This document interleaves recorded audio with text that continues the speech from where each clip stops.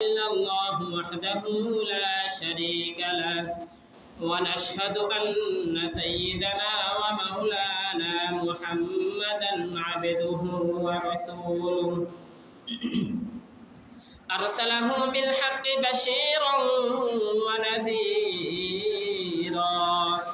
وداعيا إلى الله بإذنه وسراجا منيرا أما بعد فقد قال الله تعالى في كلامه المجيد وفرقانه الحميد أعوذ بالله من الشيطان الرجيم بسم الله الرحمن الرحيم وإذ ابتلى إبراهيم ربه بكلمات فأتمهن قال إني جاعلك للناس إماما قال ومن ذريتي قال لا ينال عهد الظالمين وقال رسول الله صلى الله عليه وسلم كونوا على مشاعركم فإنكم على إرث من إرث إبراهيم أو كما قال عليه الصلاة والسلام صدق الله العلي العظيم وصدق رسوله النبي الكريم ونحن على ذلك لمن الشاهدين والشاكرين أعوذ بالله من الشيطان الرجيم إن الله وملائكته يصلون على النبي يا أيها الذين آمنوا صلوا عليه وسلموا تسليما اللهم صل على محمد وعلى آل محمد كما صليت على إبراهيم وعلى آل إبراهيم إنك حميد مجيد اللهم بارك على محمد وعلى آل محمد كما باركت على إبراهيم وعلى آل إبراهيم إنك حميد مجيد আলহামদুলিল্লাহ মহান আল্লাহ তাআলা দরবারে শুকরিয়া আদায় করছি যে মহান রব্বুল আলামিন আমাদেরকে ভালোবেসে মহব্বত করে তার অনুগত বান্দা হিসেবে আমাদেরকে কবুল করে সপ্তাহের শ্রেষ্ঠ দিন জুমার নামাজ আদায় করবার উদ্দেশ্যে দুনিয়ার সর্বোৎকৃষ্ট স্থান মসজিদের মধ্যে সকলের আগে আগে আসার এবং বসার তৌফিক দান করেছেন। এজন্য আমরা প্রত্যেকে অন্তরে অন্তঃস্থল থেকে কালিমাতুশ শুকর আদায় করে জোরে সোরে বলি আলহামদুলিল্লাহ। সম্মানিত মুসল্লিয়ান কিরাম, হজের মাস চলছে। অসংখ্য আল্লাহ প্রেমিক হাজী সাহেবগণ আল্লাহর ঘর বাইতুল্লাহর উদ্দেশ্যে যাত্রা করেছেন। আমাদের দেশ থেকে লক্ষ লক্ষ হাজী সাহেবগণ হজে যাচ্ছেন। আল্লাহ তাআলা প্রত্যেকের হজকে কবুল করুন। আমরা যারা হজে যেতে এখনও পারি নাই, দু চোখ ভরে আল্লাহর ঘরকে এখনও আমরা যারা দেখতে পারি নাই, আল্লাহ তাআলা আমাদেরকে দেখার তৌফিক দান করুন। আমাদের মধ্য থেকে যে সকল সৌভাগ্যবান ভাইরা আল্লাহর ঘরে জিয়ারত করেছেন, আল্লাহ তাআলা তাদেরকে বারবার যাওয়ার তৌফিক দান করুন। আসলে বাইতুল্লাহ আল্লাহর ঘরের মুহাব্বত, এটা পৃথিবীর প্রত্যেকটা মানুষের অন্তরের মধ্যে জন্মলগ্ন থেকে আল্লাহ তাআলা দিয়ে থাকেন। মুমিন মাত্র আরও বেশি, যারা এটাকে একবার দেখেছে, যারা একবার হজে গিয়েছে। আমরা আমাদের মুরব্বীদের থেকে শুনেছি, উস্তাদদের থেকে শুনেছি, এখনও তো নিজে যেতে পারি নাই। আল্লাহ তাআলা আমি অদমকে আল্লাহ তাআলা যাওয়ার তৌফিক দান করুন। আমাদের উস্তাদ বলেছেন, যারা আল্লাহর ঘরকে নিজের চোখে দেখেছে তাদের ভিতরে এক অন্যরকম এক আকর্ষণ সৃষ্টি হয়। যারা যেতে পারে নাই তাদের চাইতে আরও হাজার গুণ বেশি তাদের আকর্ষণ থাকে যে আবার কবে যাব। ওই ঘরের জন্য তারা সবসময় পাগল পারা হয়ে থাকে। এরকম একটা জায়গা আল্লাহ তাআলা যাই হোক, আল্লাহ তাআলা এবছর আমাদের দেশ থেকে যারা হজ করছেন, সারা বিশ্ব থেকে যারা হজ করছেন, সকলকে নিরাপত্তার সাথে সুন্দরভাবে হজের কার্যক্রমগুলা সুন্দরভাবে সম্পন্ন করার তৌফিক দান করুন। সকলের হজকে আল্লাহ তাআলা কবুল করুন। আমরা যারা যেতে পারি নাই, অধম যারা রয়েছে, আমাদের প্রত্যেককে আল্লাহ তাআলা আল্লাহর ঘরে জিয়ারতের জন্য কবুল করুন। মুহতারাম মুসলিয়ান ইকরাম, আল্লাহ ঘরের সাথে সম্পৃক্ত যে মহান ব্যক্তিত্ব খলিল ইব্রাহিম আলাইহিস সালাম, ওনার জীবনী সম্পর্কে ইনশাআল্লাহ আজকে আমরা কিছু আলোচনা করব।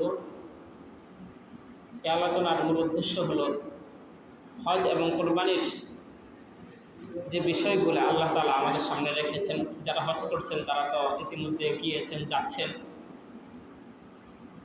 এবং আমরা সকলে যারা যেতে পারি নাই, যারা ওইখানে গিয়েছেন, অনেকে ওইখানে কোরবানি করবেন। আমরা যারা যেতে পারি নাই, আমাদের মধ্য থেকে অধিকাংশ মানুষ কোরবানি করবেন। এই হজ এবং কোরবানির সাথে সম্পৃক্ত যে মহান মনীষী এবং তার স্মৃতিচারণকে কেন্দ্র করে আল্লাহ তাআলা কোরআনের মধ্যে ঘোষণা দিয়েছেন, ওয়া তারাকনা আলাইহি ফিল আখিরিন।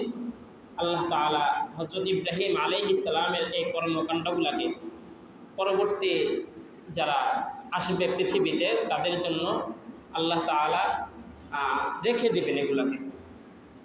সেই হিসাবে এই হজের অধিকাংশ কাজকর্মগুলা, কোরবানির অধিকাংশ কাজকর্মগুলায় এবং এর সাথে সম্পৃক্ত যে সমস্ত আমলগুলা রয়েছে, এই সবগুলা বিষয় হযরত ইব্রাহিম আলাইহিস সালাম এবং তার পরিবার তাদের স্মৃতিচারণকে কেন্দ্র করে। আল্লাহ তাআলা কেন একজন ব্যক্তির স্মৃতিচারণকে এরকম বিশাল মহামূল্যবান উম্মতে মুসলিমার জন্য একটা ইবাদত হিসেবে রূপান্তরিত করা দিলেন কেন, এটা ইনশাআল্লাহ আমরা একটু আজকে জানার চেষ্টা করব। আল্লাহ তাআলা আমাদেরকে তৌফিক দান করুন।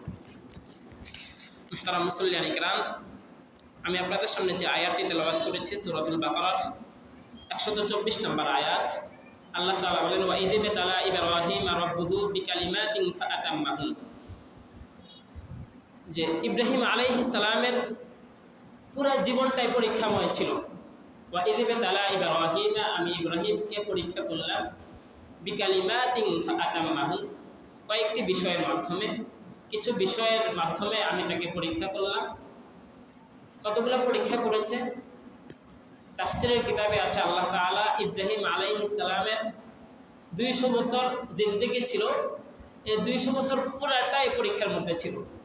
কতগুলো ছিল এর অনেকগুলো বর্ণনা আছে। একটি বর্ণনা হলো প্রায় ওনার জীবনে আল্লাহ তাআলা ওনার থেকে 70,000 পরীক্ষা নিয়েছেন। সুবহানাল্লাহ, কতগুলো পরীক্ষা? 70,000 পরীক্ষা তিনি দিয়েছেন। তো 70,000 পরীক্ষার মধ্য থেকে এগুলা আলোচনা করে তো শেষ করা সম্ভব না। আমরা 6-7টি ইনশাআল্লাহ আলোচনা করার চেষ্টা করব যতটুকু সময় পাই ইনশাআল্লাহ। তিনি পরীক্ষাগুলো উত্তীর্ণ হয়েছেন। আমরা এই পরীক্ষাগুলোর ভাগে ভাগে আমাদের জীবনকে কেন্দ্র করে আমরা চিন্তা করব, যদি এই জায়গায় আমি হতাম, যদি এই জায়গায় আমি হতাম তাহলে কি করতাম? আমি কি এই পরীক্ষায় উত্তীর্ণ হতে পারতাম? ইব্রাহিমের চেতনা, ইব্রাহিমের জীবন আদর্শ এবং ইব্রাহিমের ঈমান ধারণ করার অর্থই হলো আল্লাহ তাআলা ইব্রাহিম আলাইহিস সালামের এই স্মৃতিচারণকে হজ এবং কোরবানির মতো একটি ইবাদত বানিয়ে দিয়েছেন। এই কারণেই যে মানুষ যেন ইব্রাহিমের এই চেতনাকে তাদের জীবনে ধারণ করতে পারে। ইনশাআল্লাহ আমরা আপনার জীবনের কিছু পরীক্ষা বিষয়গুলো কোরআন এবং হাদিস থেকে আলোচনা করব। ওনার জীবনের ভাগে ভাগে ওনার পরীক্ষার সময়গুলোতে আমরা নিজেদের জীবনকে চিন্তা করব ইনশাআল্লাহ। হয়তো বিস্তারিত আলোচনা করা আমার দ্বারা সম্ভব হবে না। যদি আমরা প্রত্যেকটা পরীক্ষাকে কেন্দ্র করে এই পরীক্ষা আল্লাহ তাআলা নিয়েছেন, প্রেক্ষাপট কেমন ছিল, সিচুয়েশনটা কেমন ছিল, অবস্থা, সময় এবং সমাজ, রাষ্ট্র, পরিবার ব্যবস্থা সব কিছুকে সামনে রেখে যদি আমরা প্রত্যেকটা বিষয়গুলো আলোচনা করতে যাই এবং কি হিকমত, কেন আল্লাহ তাআলা নিয়েছেন, এটা না নিয়ে অন্যটাও হয়তো নিতে পারতেন, এটাই বা কেন নিলেন, এখন বা নিলেন কেন, আরও পরবর্তী নিতে পারতেন, এই সময় না নিয়ে আরও আগেও নিতে পারতেন, এই সমস্ত বিষয়গুলা এরপরে এটা নেওয়ার দ্বারা আমাদেরকে কি শিক্ষা দিলেন, প্রত্যেকটা শিক্ষা পয়েন্ট টু যদি আমরা আলোচনা করতে যাই আসলে অনেক সময়ের ব্যাপার। সেটা স্বাভাবিকভাবে আপনারা বুঝতে পারছেন, বা যারা উলামায়ে কেরাম আছে, ওনার জীবনটা একটি দীপ্তিময় জীবন ছিল। এই জন্যই আল্লাহ তাআলা হযরত ইব্রাহিম আলাইহিস সালামকে এত বড় মহান ব্যক্তিত্ব তৈরি করে বানিয়ে দিয়েছেন। আল্লাহ তাআলা কোরআনের মধ্যে বলেন, ইন্না ইব্রাহিমা কানা উম্মাতান কানিতান লিল্লাহি হানিফা ওয়া লাম ইয়াকুম মিনাল মুশরিকিন। ইন্না ইব্রাহিমা কানা উম্মাহ, যে ইব্রাহিম আলাইহিস সালাম একজন ব্যক্তি নয় শুধুমাত্র, বরং একটি উম্মত, একটি বিপ্লব ছিলেন উনি, একটি জীবন ব্যবস্থা ছিল উনি একাই একটি উম্মত ছিল। আল্লাহ তাআলা এটা কেন ঘোষণা করলেন? ওনার জীবনটা এত দীপ্তিময় ছিল, এত ব্যাপক ছিল যে এই জীবনটা যদি কেউ ধারণ করে, শুধুমাত্র একজন ব্যক্তির জীবন ধারণ করে একটি সমাজ, একটি রাষ্ট্র, একটি জাতি পরিবর্তন হয়ে যেতে পারে। এই জন্য আল্লাহ তাআলা বলেছেন, ইন্না ইব্রাহিমা কানা উম্মাহ, যে ইব্রাহিম ছিলেন একটি উম্মত। মুহতারাম মুসলিয়ান কেরাম, তো ইব্রাহিম আলাইহিস সালাম, কোরআনের মধ্যে ওনার নামটা 69 বার এসেছে। কোরআনের মধ্যে এতবার আল্লাহ তাআলা একজন ব্যক্তির নাম এনেছে, চিন্তা করেছেন, 69 বার আল্লাহ তাআলা কোরআনের একটি সূরা ওনার নামে নামকরণ করেছেন। এবং পৃথিবীর সমস্ত জাতিগোষ্ঠী, পৃথিবীর তাবৎ জাতিগোষ্ঠী, যত জাতিগোষ্ঠী আছে, মুসলমান, খ্রিস্টান, অন্য যারা যে ধর্মাবলম্বী আছে, যারা ইহুদি, সমস্ত ধর্মাবলম্বীরা, এবং যে সমস্ত ধর্মগুলো আসমানি ধর্ম নয়, এগুলোর সাথে সম্পৃক্ত নাই অবশ্যই, আসমানি যত ধর্ম আছে, প্রত্যেক ধর্মের ধর্মগুলো হলো হযরত ইব্রাহিম আলাইহিস সালাম। এবং মুসলিম উম্মার যে আদর্শিক যে পিতা, কোরআনের মধ্যে আল্লাহ তাআলা ঘোষণা করেছেন যে ইব্রাহিম আলাইহিস সালামকে মুসলিম উম্মার আদর্শিক পিতা হিসেবে আল্লাহ তাআলা ঘোষণা করেছেন। এবং আল্লাহ তাআলা তার খলিল হিসেবে কোরআনের মধ্যে ঘোষণা করেছেন যে ইব্রাহিম আলাইহিস সালাম হলেন আল্লাহর খলিল। এভাবে আল্লাহ তাআলা ওনার জীবনকে এত ব্যাপক করেছেন যে প্রত্যেকটা জাতি, ধর্ম, গোষ্ঠী ইব্রাহিম আলাইহিস সালামকে তাদের ধর্মগুরু হিসেবে স্বীকৃতি প্রদান করে। এমন একজন ব্যক্তিত্ব হিসেবে আল্লাহ তাআলা ওনাকে বানিয়েছেন, ওনাকে তৈরি করেছেন। ইনশাল্লাহ আমরা সংক্ষিপ্ত আকারে, সময় খুবই সংক্ষিপ্ত, ভূমিকা আলোচনা করতে আমার অর্ধেক টাইম শেষ ইতিমধ্যে। ইনশাল্লাহ আমরা আলোচনা শুরু করি একটু একটু করে, যতটুকু যাওয়া যায় ইনশাল্লাহ শেষ করার চেষ্টা করবো, কারণ সামনে আমার খুব সময় কম। আজকে যে আলোচনা আমি নির্ধারণ করেছি, ওনার জীবন নিয়ে আলোচনা করব, এটা নির্ধারণ করতে আমার প্রায় 1 ঘন্টা সময় লাগছে, যে কোনটা নিয়ে কোনটা আলোচনা করব। কারণ এখন হজ এবং কোরবানির সময়, হজের গুরুত্ব এবং তাৎপর্য এগুলো আলোচনা করা দরকার, কাবার ইতিহাস সম্পর্কে আলোচনা করা দরকার, বিভিন্ন ঐতিহাসিক স্মৃতিময় জায়গা রয়েছে হজের সাথে সম্পৃক্ত, এই জায়গাগুলো নিয়ে, জিয়ারতের স্থানগুলো নিয়ে আলোচনা করা দরকার। অনেকগুলো বিষয় নিয়ে আলোচনা করা যায়। সামনে কোরবানির সময় কোরবানির ইতিহাস, তাৎপর্য, গুরুত্ব, ফাজাইল, মাসাইল ইত্যাদি সম্পর্কে আলোচনা করা দরকার। সবগুলো নিয়ে চিন্তা করলাম যে না থাক, এই সপ্তাহে আমি আলোচনা করি ইব্রাহিম আলাইহিস সালামের জীবনী নিয়ে। ওনার জীবনী যখন আলোচনা করব, তখন হজ এবং কোরবানির অনেকগুলো বিষয় এখানে চলে আসবে। তাৎপর্য এবং গুরুত্বপূর্ণ বিষয়গুলো আমরা এখান থেকে ধারণ করব। এরপর আমরা হজের ইনশাল্লাহ কিছু আলোচনা করবো আগামী সপ্তাহে।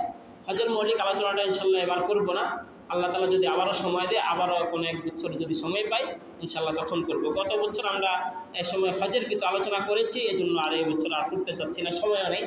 আমরা সামনে আর 2টি সপ্তাহ পাবো কোরবানির আগে, এই 2টি সপ্তাহ কোরবানি সম্পর্কে ইনশাল্লাহ আলোচনা করব। কোরবানির ইতিহাস, প্রেক্ষাপট, গুরুত্ব, তাৎপর্য এবং কোরবানির শিক্ষা। এরপর সপ্তাহে ইনশাল্লাহ আমরা কোরবানির বিভিন্ন মাসাইল সম্পর্কে আলোচনা করব, আল্লাহ তাআলা যদি আমাদেরকে তৌফিক দান করেন। মুহতারাম মুসলিয়ান কেরাম, ইব্রাহিম আলাইহিস সালামের জীবনের ব্যাপারে যে ঘোষণা এসেছে, ওয়া ইয ইবতালা ইব্রাহিমা রাব্বুহু বিকালিমাত, যে স্মরণ করে ওই সময়ের কথা যখন তার প্রতিপালক তাকে বিভিন্ন বিষয়ের মাধ্যমে পরীক্ষা করেছে। পরীক্ষাগুলো কী কী ছিল আমরা কয়েকটি পরীক্ষা আলোচনা করব। এরপরে এই আয়াতের বাকি অংশ আমরা শেষ করার চেষ্টা করব ইনশাল্লাহ। এই আয়াতটাই আমরা আলোচনা করব। এখানে আল্লাহ তাআলা বলেছেন ইব্রাহিম আলাইহিস সালামকে কিছু বিষয়ের দ্বারা পরীক্ষা করা হয়েছে। কি কি বিষয়ের দ্বারা পরীক্ষা করা হয়েছে ইনশাল্লাহ এটাই আলোচনা করব আজকে। মুহতারাম মুসলিয়ান কেরাম, হযরত ইব্রাহিম আলাইহিস সালামের যে গড়ে উনি জন্মগ্রহণ করেছেন, এই গড়টা একটা পরীক্ষাময় গড় ছিল। বরং তা নয়, জন্মের পূর্বেই উনি যেন পৃথিবীতে, ইব্রাহিম আলাইহিস সালাম যেন পৃথিবীতে না আসতে পারে, এই জন্য ষড়যন্ত্র করা হয়েছে। ওই সময়টা ছিল নমরুদের শাসনকাল। শহরটা ছিল ইরাকের বাবেল অঞ্চল। বাবেল নামক যে শহর, এই শহরে হযরত ইব্রাহিম আলাইহিস সালাম আজরের ঘরে, তার পিতার নাম ছিল আজর। কোরআনে এই তার পিতার নাম বিভিন্নবার, প্রায় অনেকবার আলোচনা এসেছে বিভিন্ন আয়াতে। 1-2 বান্না 10-12 বান্না হচ্ছে কি অনেক বেশি। যার কতবার এটা আমি আসলে হিসাব করে আসিনি বা এটা দেখেও আসিনি, অনেকবার আলোচনা এসেছে। তার পিতার নামও আজর ছিল তার পিতা। ওনার পিতা ছিল একজন মূর্তি পূজারী এবং মূর্তি ব্যবসায়ী, নিজ হাতে মূর্তি তৈরি করতেন এবং এটা বিক্রি করতেন। আর ওই সময়ের মধ্যে যারা ওই সমাজের মধ্যে শ্রেষ্ঠ যারা ছিল, সমাজপতি যারা ছিল, তাদের এই অবস্থান ছিল। মূর্তি বানাতে যে কোনো ব্যক্তি পারতো না এবং মূর্তি বিক্রি যে কোনো ব্যক্তি করতেও পারতো না। এটা শুধু সমাজের একেবারে হাই লেভেলের যে সোসাইটি রয়েছে তাদের কাজ ছিল এটা তাদের সম্মানজনক। মানে অনেক মানুষ আছে না যে আসলে তার কিছু না করলেও হয়, এত বেশি টাকা পয়সা ধন দৌলত রয়েছে।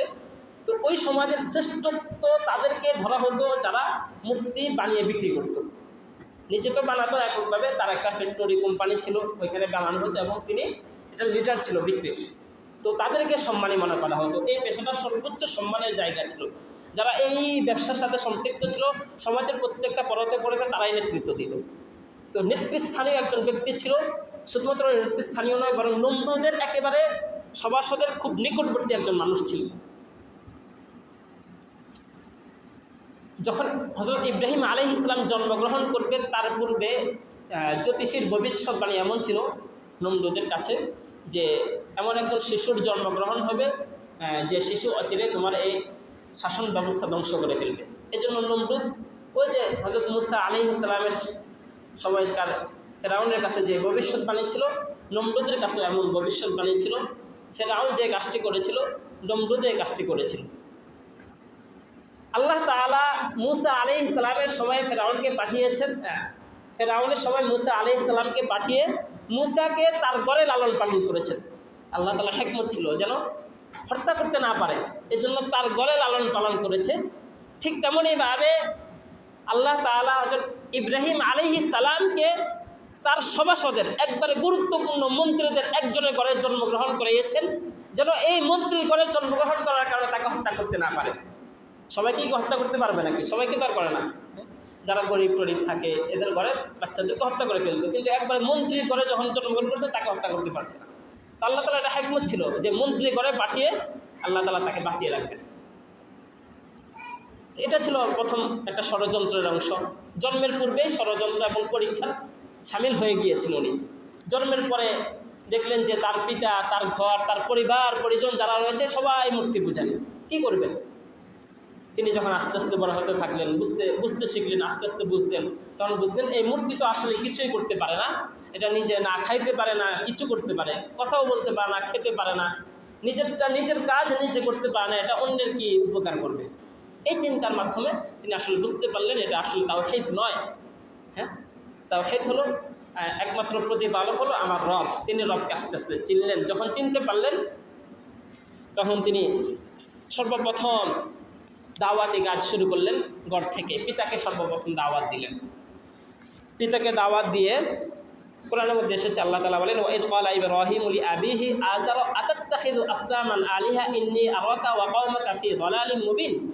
ওয়া ইয ক্বালা ইব্রাহিমু, ইব্রাহিম আলাইহিস সালাম বললেন লিআবিহি, তার পিতাকে, আযারা, তার পিতাকে, লিআবিহি আযারা, তার পিতা আযরকে বললেন, আতাত্তাখিযু আসনামান আলিহা, আপনি কি এমন ইলাহের ইবাদত করেন? আতাত্তাখিযু, গ্রহণ করেছেন, আসনামান, এমন কিছু মূর্তিকে, আতাত্তাখিযু আসনামান আলিহা, ইলাহ হিসেবে, আতাত্তাখিযু আসনামান আলিহা ইন্নী আরাকা ওয়া কওমাকা ফি যালালিম মুবিন। ইন্নী আরাকা, আমি দেখতে পাচ্ছি, ওয়া কওমাকা, আপনি এবং আপনার কওম, ইন্নী আরাকা ওয়া কওমাকা ফি যালালিম মুবিন, সুস্পষ্ট ভ্রান্তির মধ্যে আছেন।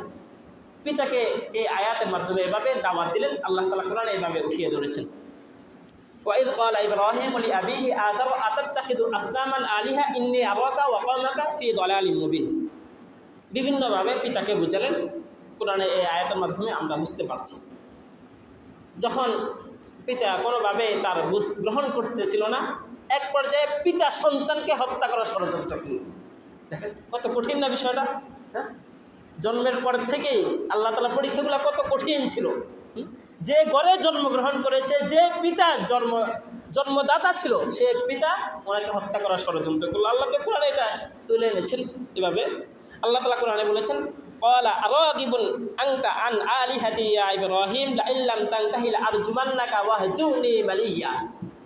ক্বালা আরাগিবুন, পিতা বলল, আজর বলল, আরাগিবুন আনতা আন আলিহাতি ইয়া ইব্রাহিম, হে ইব্রাহিম তুমি কি আমার ইলাহের নিন্দার মধ্যে পড়ে গিয়েছো, আমার ইলাহের সমালোচনা ইত্যাদির মধ্যে তুমি করছো এগুলা। আরাগিবুন আনতা আন আলিহাতি ইয়া ইব্রাহিম লা ইল্লাম তানতাহি, যদি তুমি এর থেকে যদি বিরত না হও, আমার ইলাহের সমালোচনা যদি বাদ না দাও, লা ইল্লাম তানতাহি লা আরজুমান্নাকা ওয়াহজুরনি মালিয়া, তাহলে আমি তোমাকে পাথর নিক্ষেপ করে হত্যা করব।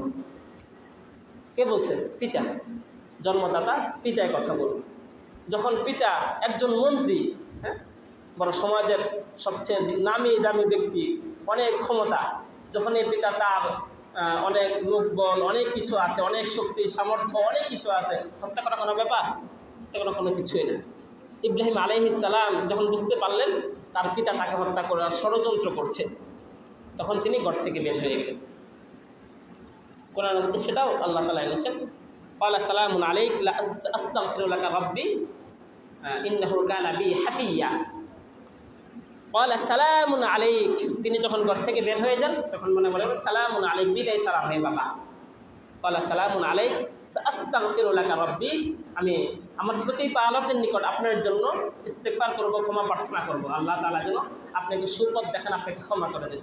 আস্তাগফিরু লাকা রাব্বি ইন্নাহু কানা বি হাফিয়্যা, নিশ্চয় আমার প্রতিপালক বি হাফিয়্যা, তিনি আমার কথা শুনবেন, তিনি অতিশয় দয়ালু মেহেরবান। হাফিয়্যা অর্থ মেহেরবান। দেখেন মুহতারাম মুসলিম, একটু চিন্তা করেন বিষয়গুলো কত কঠিন ছিল। তিনি ঘর থেকে বের হয়ে গেলেন। ঘর থেকে বের হয়ে তিনি এবার নিজের থাকার জন্য একটা জায়গা তৈরি করলেন। সেখানে কিছুদিন থাকার পরও প্রথমে ইব্রাহিম আলাইহিস সালামের দাওয়াতের প্রথম ধাপ ছিল ঘর। ঘরের মধ্যে তার পিতা, তার পরিবার পরিজন যারা ছিল, তার চাচা জ্যাঠা আত্মীয় স্বজন যারা ছিল, মানে পিতা বলতে সবাইকে উদ্দেশ্য, ঘরে দাওয়াতি কাজের প্রথম ধাপ ছিল। ঘর থেকে বের হয়ে যাওয়ার পরে তিনি এখন যখন দেখলেন যে সমাজ মূর্তি পূজার মধ্যে একেবারে লিপ্ত হয়ে পড়েছে, এই সমাজকে মূর্তি পূজা থেকে বের করে আনতে হবে। দাওয়াতের দ্বিতীয় ধাপ অনুসরণ করলেন পুরা সমাজকে দাওয়াত দিয়ে।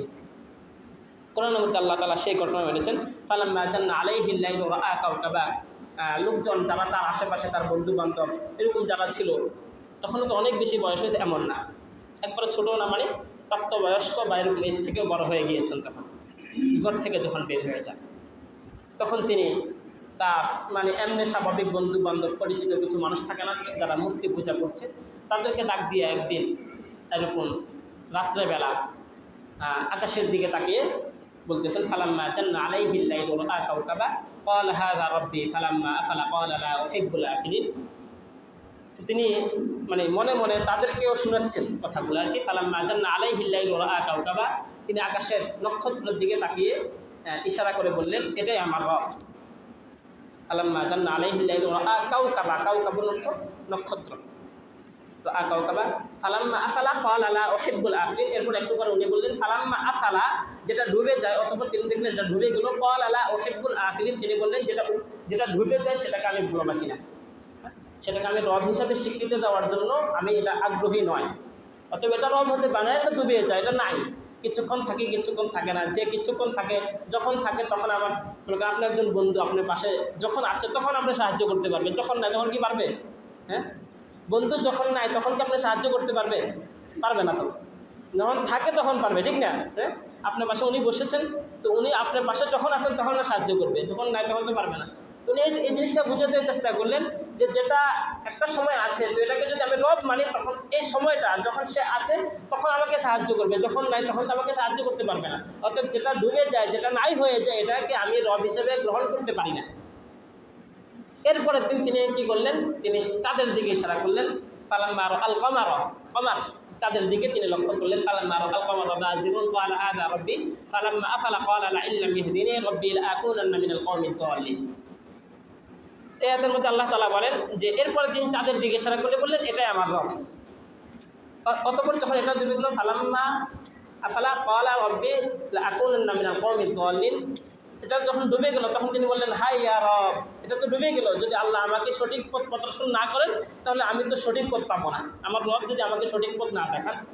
এরপরের দিন তিনি দিনের বেলা সূর্যকে কেন্দ্র করে বললেন, ফালাম্মা রাআশ শামসা, শামসুন মানে সূর্য, ফালাম্মা রাআ আশ-শামসা বাযিগাতান ক্বালা হাযা রাব্বি হাযা আকবার। হ্যাঁ, এটা তো দেখতে বড় দেখা যাচ্ছে, এটাই আমার রব।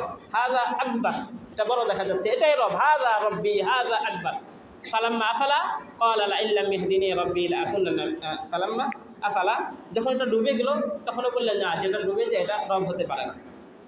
আল্লাহ যদি আমাকে সঠিক পথ প্রদর্শন না করে, তখন তিনি অনেক চিন্তা ভাবনা করে তিনি ওই বন্ধু বান্ধব যারা তার সাথে যে সমস্ত মানুষগুলো ছিল তাদের সামনে ঘোষণা করলেন, ইসবাত কঠিন মতো তিনি ঘোষণা করলেন, ইন্নী ওয়াজ্জাহতু ওয়াজহিয়া লিল্লাযী ফাতারাস সামাওয়াতি ওয়াল আরদ হানিফা ওয়া মা আনা মিনাল মুশরিকিন। ইন্নী ওয়াজ্জাহতু, আমি আমার কিবলাকে পরিবর্তন করে আমার কিবলাকে ফিরিয়েছি। ইন্নী ওয়াজ্জাহতু ওয়াজহিয়া লিল্লাযী ফাতারাস সামাওয়াতি, আল্লাহ তাআলার দিকে যিনি আসমান জমিনকে সৃষ্টি করেছেন।